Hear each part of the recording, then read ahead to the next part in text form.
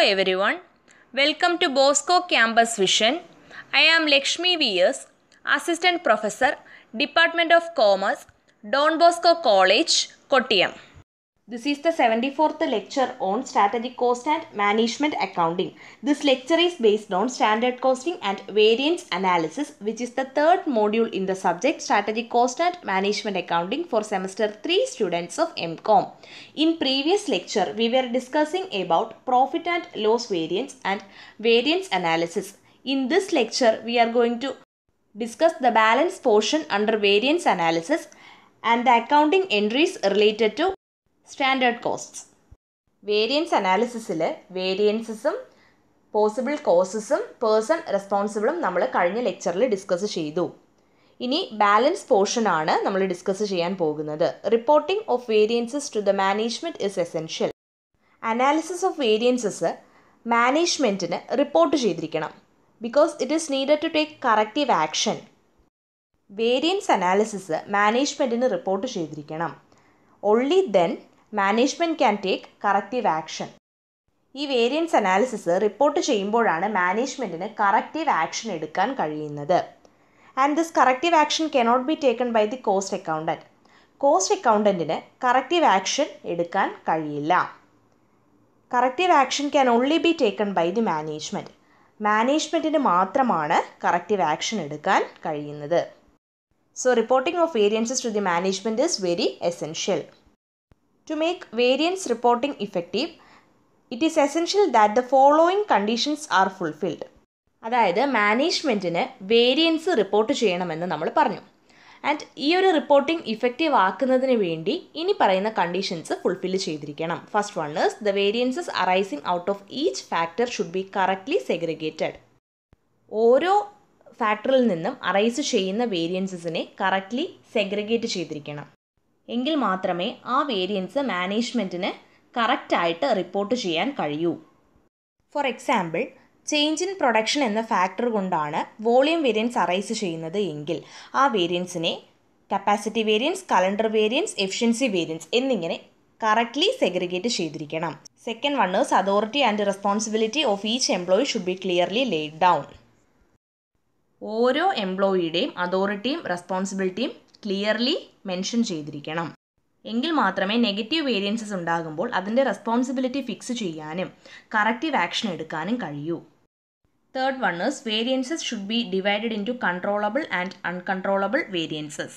വേരിയൻസസിനെ controllable variances എന്നും uncontrollable variances എന്നും divide ചെയ്തിരിക്കണം. അൺകൺട്രോളബിൾ വേരിയൻസസ് നമുക്കറിയാം, they are beyond the control of the organisation. So an employee can be held responsible for these variances. But uncontrollable variances with no loss of time report ചെയ്തിരിക്കണം. എങ്കിൽ മാത്രമേ ഈ വേരിയൻസസിൻ്റെ responsibility fix ചെയ്യാനും ഈ വേരിയൻസസിന് responsible ആയ ഇൻഡിവിജ്വലിന് against ആയിട്ട് action എടുക്കാനും സാധിക്കൂ. Fourth one is reporting of variances to the top management should contain broad details, whereas reporting to the variances to the lower levels of management should be a detailed one. അതായത് top മാനേജ്മെൻറ്റിനാണ് variances report ചെയ്യുന്നത് എങ്കിൽ details ബ്രോഡായിരിക്കണം. And lower levels of മാനേജ്മെൻറ്റിലാണ് variances report ചെയ്യുന്നത് എങ്കിൽ reporting ഓരോ വേരിയൻസസിൻ്റെയും കോസും അതിന് റെസ്പോൺസിബിൾ ആയിട്ടുള്ള പേഴ്സൺസിനെയും വരെ കാണിച്ചുകൊണ്ടുള്ള ഡീറ്റെയിൽഡ് റിപ്പോർട്ടിംഗ് ആയിരിക്കണം. Okay, what are the accounting entries in connection with standard costs? നമുക്ക് നോക്കാം സ്റ്റാൻഡേർഡ് കോസ്റ്റ്സ് റിലേറ്റഡ് ആയിട്ട് എന്തൊക്കെ അക്കൗണ്ടിങ് ട്രീറ്റ്മെൻറ്റ് ആണ് വരുന്നതെന്ന്. First one is debit work in progress account at standard cost. Work in progress അക്കൗണ്ടിനെ standard കോസ്റ്റിൽ debit ചെയ്യുക. Second one is credit all expenses control account at actual cost.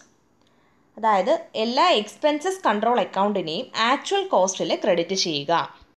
Third one is keep all variances under separate accounts and close them by transferring to costing, profit and loss account. എല്ലാ വേരിയൻസിനും separate accounts maintain ചെയ്യണം. And costing and profit and loss അക്കൗണ്ടിലേക്ക് transfer ചെയ്ത് ഈ separate അക്കൗണ്ട്സിനെ close ചെയ്യുകയും വേണം. Favourable variances are credited under their respective accounts. Favourable variances respective അക്കൗണ്ട്സിൽ ക്രെഡിറ്റ് ചെയ്യണം. Unfavourable variances being loss are given debit under respective accounts. Unfavourable വേരിയൻസസിനെ respective അക്കൗണ്ട്സിൽ ഡെബിറ്റ് ചെയ്യണം. അൺഫേവറബിൾ വേരിയൻസസ് റെപ്രസെൻറ്റ് ചെയ്യുന്നത് ലോസിനെയാണ്.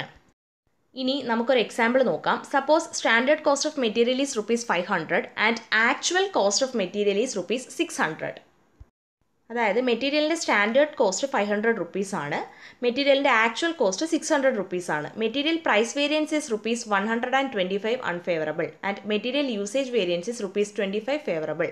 മെറ്റീരിയൽ പ്രൈസ് വേരിയൻസ് ₹125 അൺഫേവറബിൾ ആണ്, material usage variance ₹25 favourable ആണ്.